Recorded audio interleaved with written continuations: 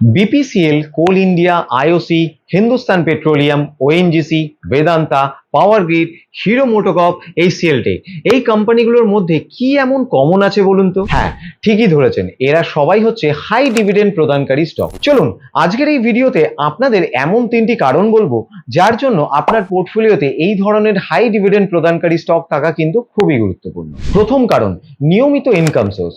Market যেভাবেই বাড়ুক বা কমুক না কেন, ডিভিডেন্ডের মাধ্যমে আপনার কাছে নিয়মিত ইনকাম আসতে থাকবে, যা আপনাকে একটি permanent source of income generate করতে সাহায্য করবে। দ্বিতীয় কারণ, পোটেনশিয়াল গ্রোথ।